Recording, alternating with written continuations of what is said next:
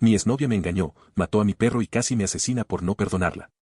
Nunca imaginé que mi relación con Mariela terminaría así. Jamás pensé que esa mujer con la que había compartido tantas noches de conversaciones interminables, sueños en común y promesas de eternidad, se convertiría en mi peor pesadilla. Al principio, todo era perfecto, casi demasiado. Ella era atenta, cariñosa, llena de energía y planes para el futuro. Me hacía sentir como si estuviera construyendo algo real, algo que iba a durar para siempre. Pero con el tiempo, algo empezó a cambiar. Una distancia muy sutil, casi imperceptible, pero que se colaba entre nosotros como una sombra que yo trataba de ignorar. Lo noté en su mirada, en esos ojos que antes brillaban cuando me veían y que ahora parecía que buscaban en otra parte. Comenzó a esconder su teléfono, a alejarse para contestar mensajes y a salir sin decir a dónde iba. Las excusas se volvían cada vez más vagas, y yo, por más que intentaba convencerme de que todo estaba bien, sentía en el cuerpo lo que mi mente no quería aceptar. Porque uno sabe. Cuando amas, algo dentro de ti se activa. No son celos, ni inseguridad, es una certeza dolorosa que no necesita pruebas. Pero aún así, las enfrenté. No fue una pelea intensa ni con gritos. Fue una conversación fría. Le pregunté directamente si me estaba engañando. Al principio vaciló, intentó evadirme con esa sonrisa suya que usaba cuando quería que le creyera cualquier cosa. Pero bastó que mencionara el nombre de un compañero de trabajo para que su rostro cambiara. Ahí lo vi, sin que dijera ni una palabra más. Le pedí que se fuera. No le grité, no le supliqué, no pedí explicaciones. Había algo en mí que sabía que insistir era humillarme. Ella apenas dijo algo que sonó más a costumbre que a remordimiento. Cerré la puerta detrás de ella y pensé que con eso, al menos, recuperaba una pizca de dignidad.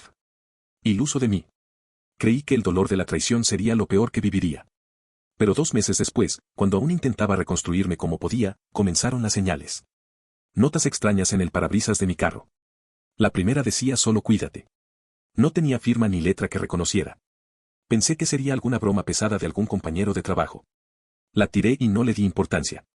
Pero la segunda llegó 2 días después, en el mismo lugar, con otro mensaje: sabemos quién eres. Sabemos dónde vives. Con eso ya no pude ser indiferente.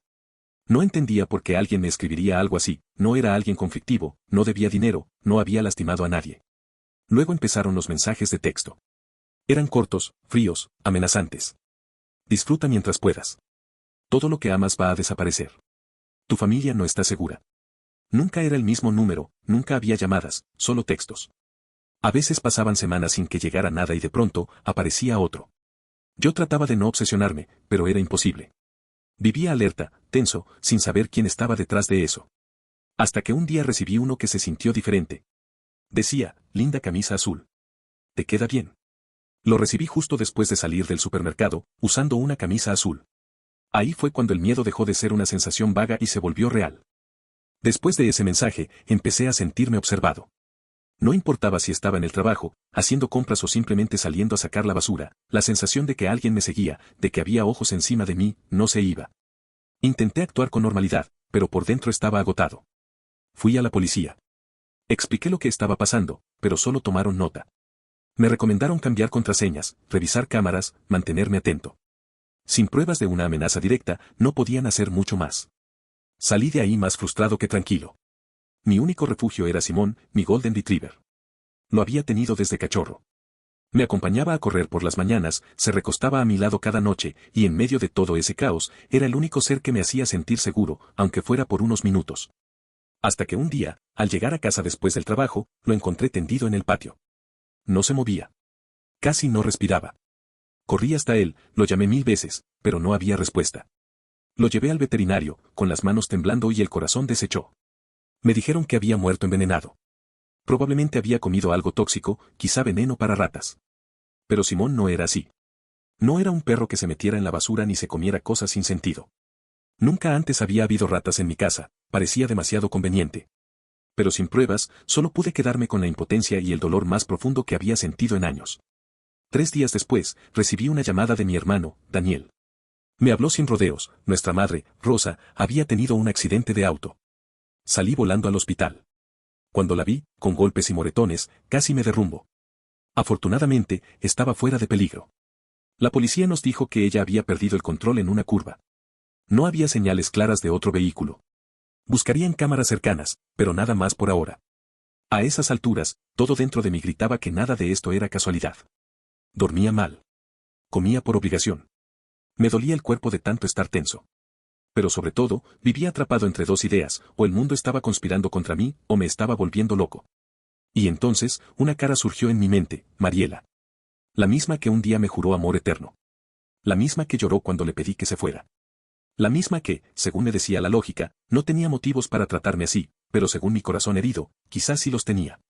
Y aunque solo la idea ya parecía sacada de un mal sueño, decidí ir a verla.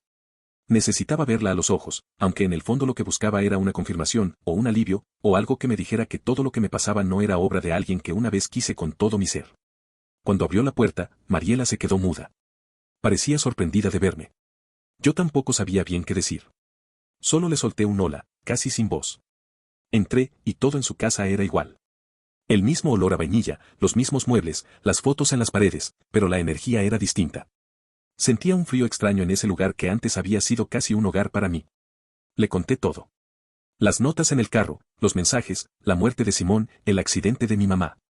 Ella escuchó en silencio, con esa mirada suave que tanto había amado. Me dijo que lo sentía, que no tenía que cargar con eso solo, que ella estaba ahí si necesitaba apoyo. Y luego, muy tranquila, se fue a la cocina a preparar té para los dos. Dijo que me relajaría. Que me haría bien. Yo dije que no hacía falta, que no tenía ganas, que el estómago me estaba matando. Pero ella insistió. Y yo, por no parecer grosero, acepté. Aunque algo dentro de mí, algo muy profundo, me dijo que no debía haberlo hecho. Mariela tardó unos minutos en la cocina. Mientras la esperaba, sentí un nudo formarse en la boca del estómago, uno que no tenía que ver con nervios, sino con algo más primitivo, alarma. Ese tipo de señal interna que no habla, pero grita. A pesar de todo, me obligué a quedarme tranquilo, o al menos aparentarlo. Cuando volvió, traía 2 tazas. Sonrió como si nada raro estuviera pasando. Dejó una frente a mí y se sentó con la otra en la mano, mirándome con ojos que ya no reconocía. Ten cuidado, me dijo. Está caliente. Asentí con un gesto. No había tomado ni un sorbo cuando me di cuenta de que su teléfono no estaba a la vista.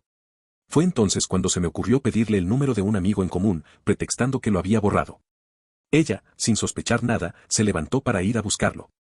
En el instante en que sus pasos se alejaron, cambié las tazas. Dejé la suya en mi lugar y puse la mía frente a ella. Cuando regresó, me encontró con la misma expresión nerviosa, intentando no desmoronarme. No notó nada. Sin pensarlo mucho, ella levantó la taza que yo sabía que estaba adulterada, y tomó un pequeño sorbo.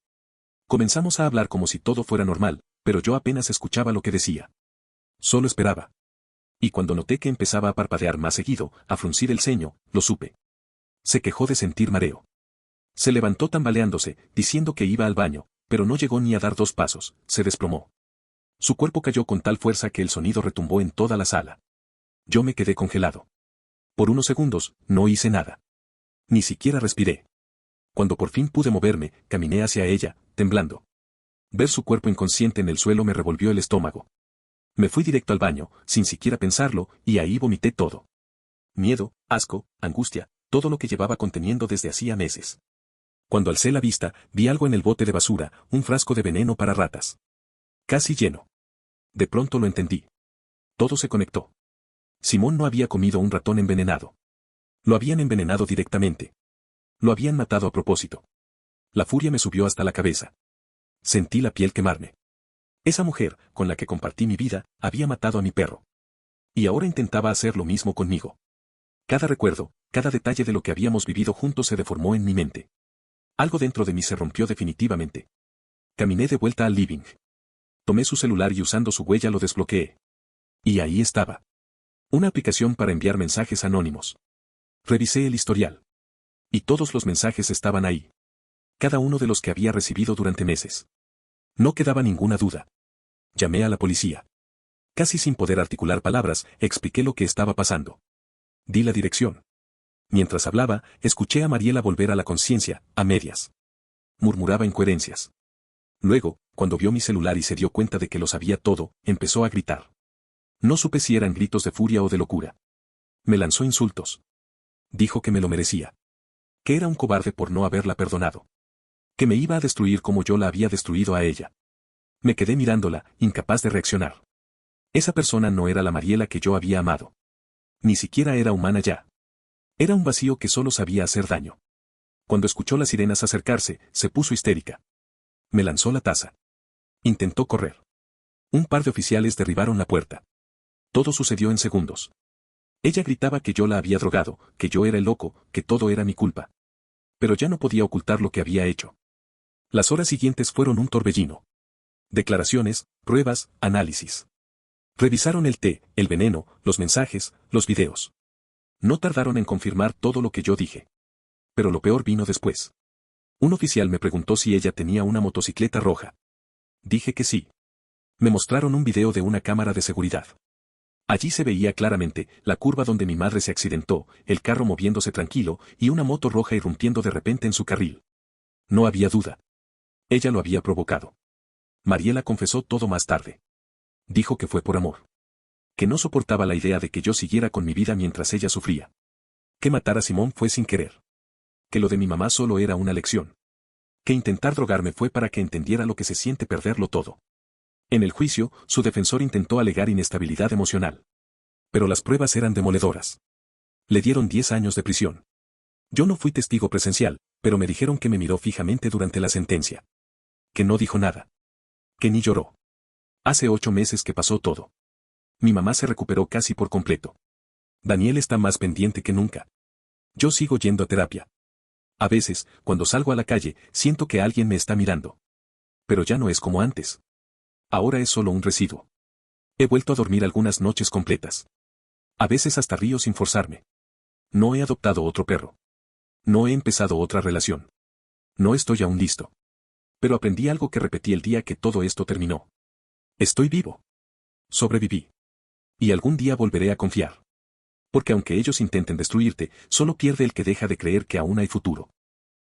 No olvides dejar tu opinión en los comentarios, dejar tu like y compartir este video.